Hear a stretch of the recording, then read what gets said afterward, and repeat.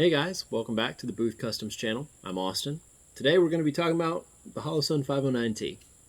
Before we get into it, Booth Customs and myself have no affiliation with Holosun whatsoever. I paid for this with my own money, so this is a very honest review. Let's get into it. The Holosun 509t is a pistol-sized enclosed emitter red dot sight with a titanium housing and body, weighing in at 1.72 ounces. It features a shake-awake 2 MOA dot with a 32 MOA circle for rapid engagement. It has 10 daylight and 2 night vision settings and boasts 50,000 hours of battery life at setting 6 with its CR1632 battery. The Holosun 509t has a unique clamp-on mount that allows for the side-loading battery compartment. It ships with an RMR-style adapter plate.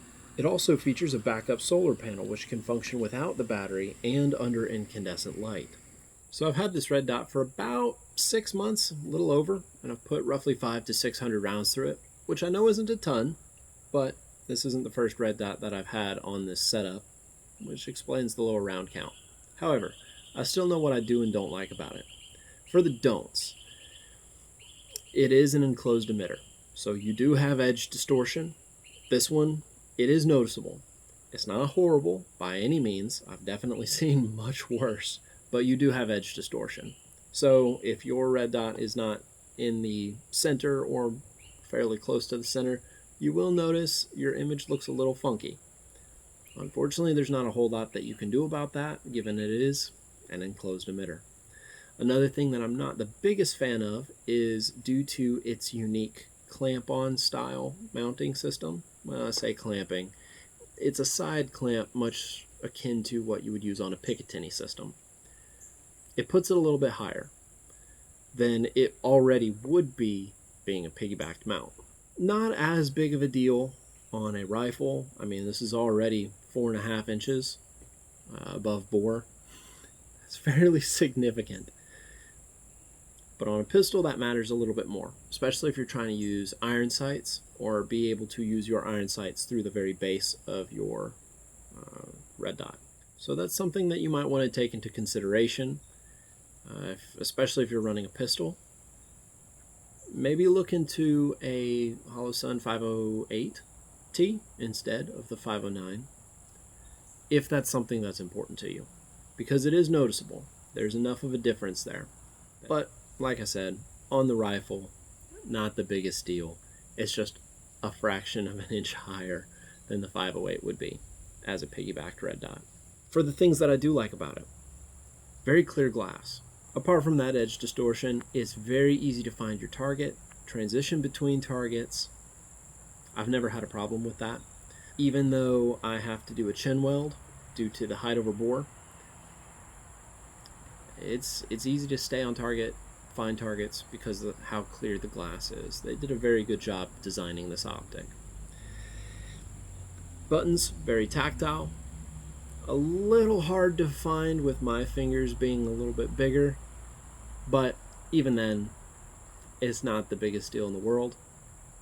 That's what you get with a small red dot, unless you're going to go the route of the new Trigicons, where the entire side of the red dot is your button. But for these, I haven't had any trouble with them. Much like with the Holosun Aims, this functions under incandescent light without the battery in the compartment, so that's a bonus. But, you know, you still have your 50,000 hour battery life. So if you're relying on that backup, you've probably forgotten to change your battery. Change your battery. Something that I have to say about it that I haven't seen personally, but Sage Dynamics has a video about this. It's near indestructible. He tortured. Most people do torture tests. He actually tortured his 509t, and the worst thing that he ever had was a crack in the back glass. To me, if it can survive Sage Dynamics and 10,000 rounds with Sage Dynamics, it must be pretty tough. And that titanium housing, it does the job, clearly. I haven't had any trouble with it, but also haven't thrown this and dropped it and beat the living daylights out of it like he has. Allegedly, it has good night vision performance. Not great, but good. I'll see if I can find some videos. I know Sage Dynamics talks about it as well. Unfortunately, we're still poor boys here over at Booth Custom, so we don't have night vision yet. But when we do, we'll put out an updated review on some of these optics so that you guys can see what we see. But until then, we'll have to take other people's word for it. And they say it's decent. Maybe not as good as an RMR. That's a high bar for a pistol-sized red dot. But that's about it, guys. Thanks for watching.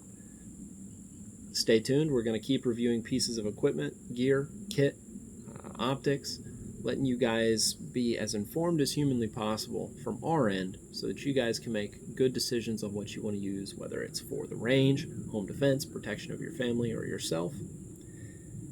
Like, comment, subscribe, share it with your friends, and we'll see you guys next time.